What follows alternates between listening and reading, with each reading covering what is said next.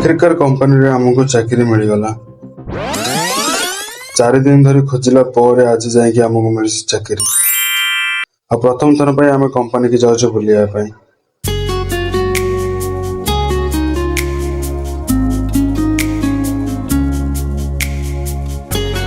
Company केमती लगुच आम मान कमेंट रे कहतु।